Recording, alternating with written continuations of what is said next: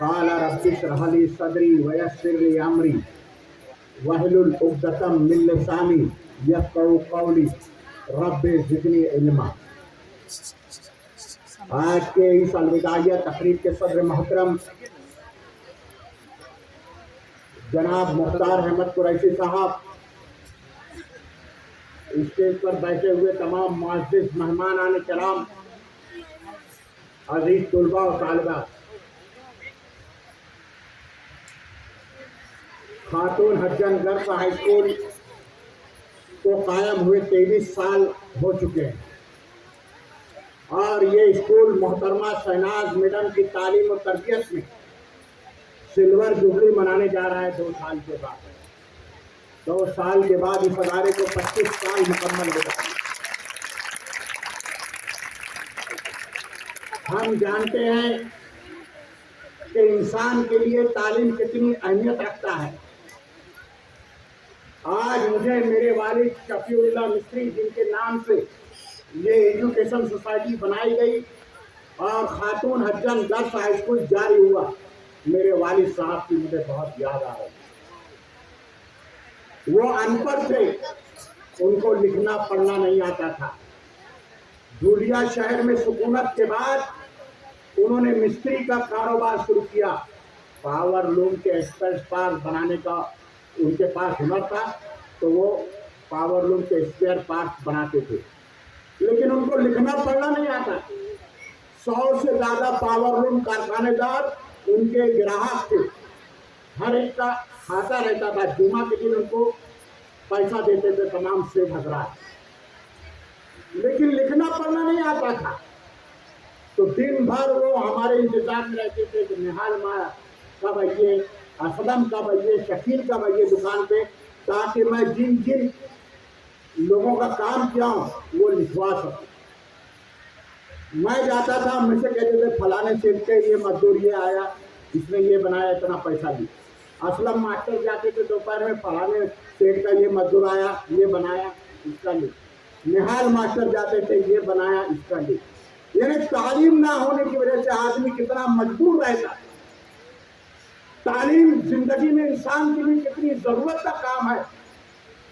ان تمام مسائل کو دیکھتے ہوئے ہمارے بڑے بھائی قیصر حسین ماسٹر نے یہ طے کیا کہ خاتون حجن گرلز ہائی اسکول قائم کر کے ہم طالبات کے لیے تعلیم کا ایسا ماحول بنائے کہ کوئی انسان اس دنیا میں ان پڑھ نہ رہ سکے، مجبور نہ رہ سکے، کم سے کم اتنی تعلیم تو وہ حاصل کر سکے کہ اپنے کاروبار کو صحیح طور پر وہ انجام دے سکے۔ میرے دوستوں اور ساتھیوں، آج یہ تعلیمی کمپلیکس دیکھ کر میرے والد صاحب شفیع اللہ مصری کی روح خوش ہو رہی ہوگی، ان کو سکون حاصل ہو رہا ہوگا کہ قیصر حسین ماسٹر نے یہ ادارہ جاری کر کے قوم و ملت کی بچیوں کو تعلیم و تربیت دینے کا جو شاندار کارنامہ انجام دیا ہے، وہ واقعی قابل مبارکباد ہے۔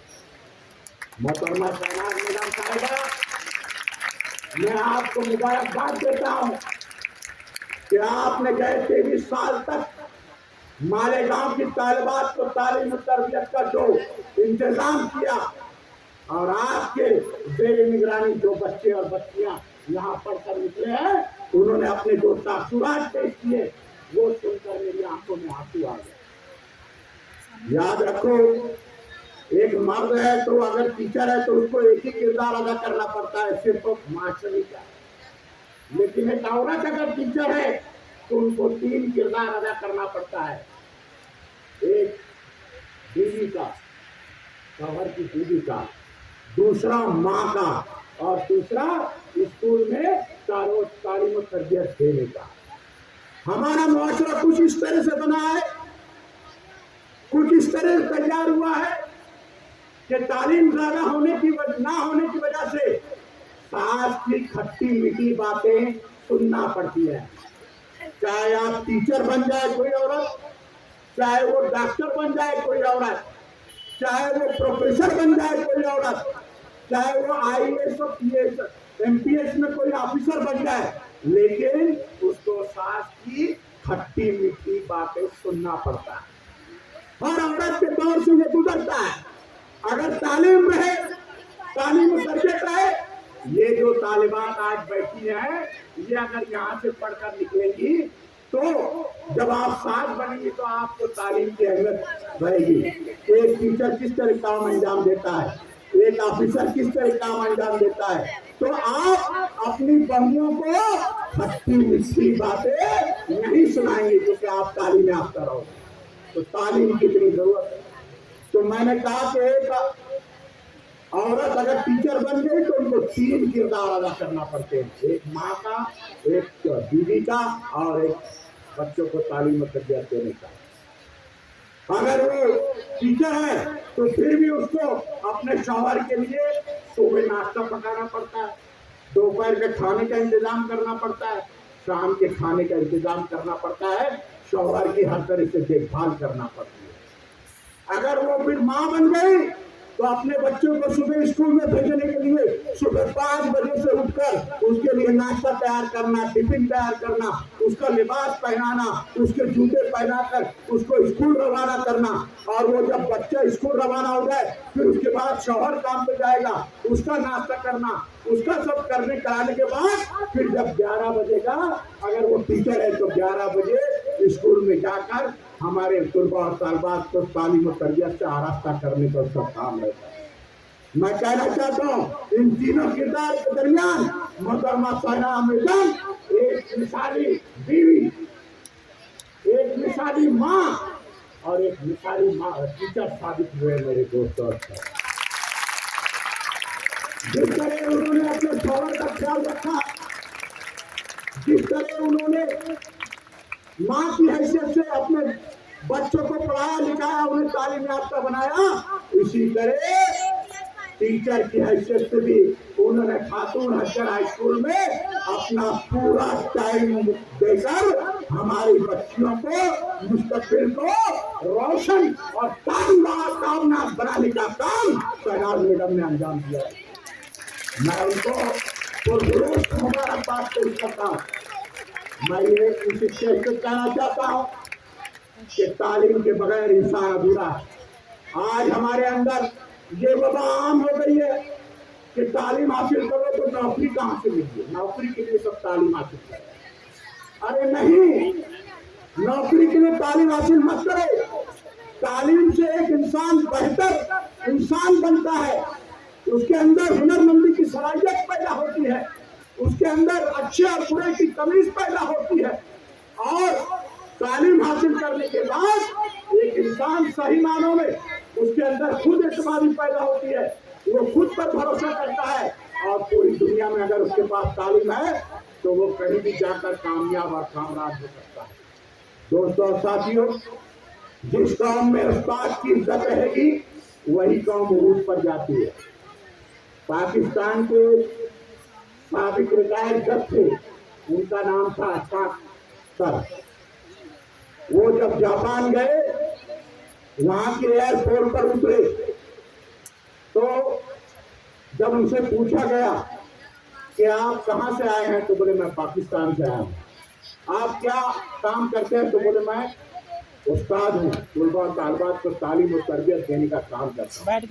تو ایئرپورٹ کے تمام افسران کھڑے ہو گئے ان کے ادب و احترام میں, اور ان کو اشفاق بھائی کہنے لگے کہ ان کی ادب و احترام دیکھ کر مجھے ایسا لگا کہ میں کسی ملک کا وزیر اعظم تو نہیں. یعنی جاپان میں استادوں کو اتنا مرتبہ دیا جاتا ہے. جاپان میں پہلی جماعت سے لے کر تیسری جماعت تک کچھ پڑھایا نہیں جاتا. پہلی جماعت سے لے کے تیسری جماعت تک وہاں 3 سال تک طلباء و طالبات میں ادب, احترام, اخلاق, کردار یہ سب سکھایا جاتا ہے کہ کیسے ادب کریں, کسی شخص کو کیسا احترام دیں, کیا کریں. 3 سال, تیسری کے بعد وہاں تعلیمی دور, نصابی دور شروع ہوتا ہے.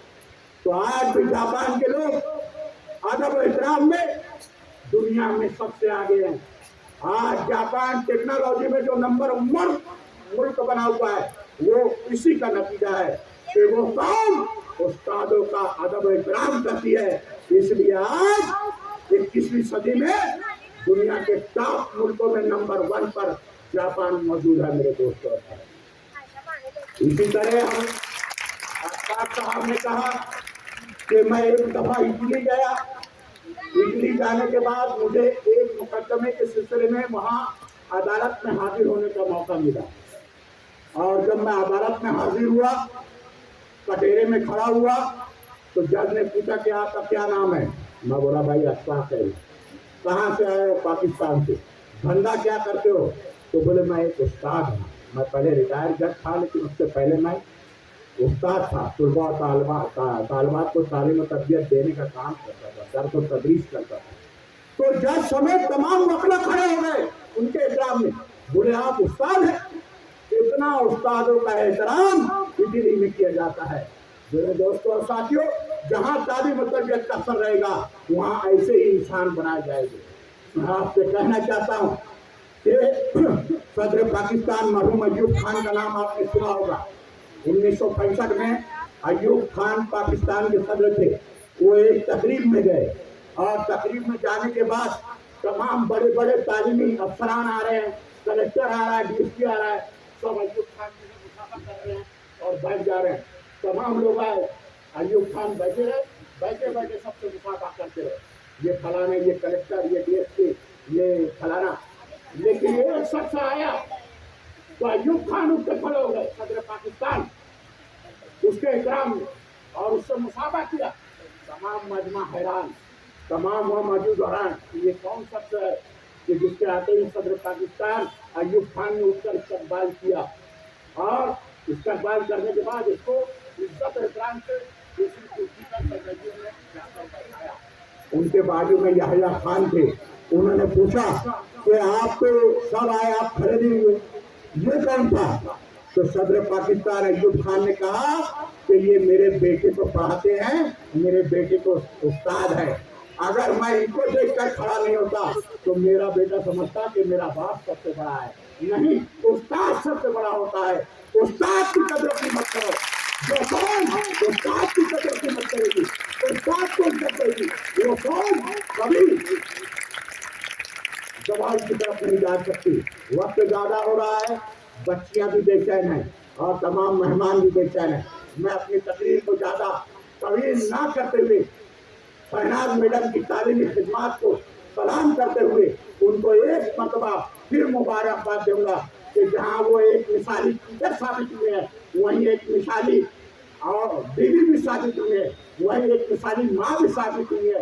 ये तीनों किरदार उन्होंने एक साथ करते हुए हमारे बच्चों को तालीम और तरबियत से उनके मुस्तकबिल को रोशन बनाने का काम किया। मैं उनको सलाम करता हूँ। जय हिंद, जय भारत।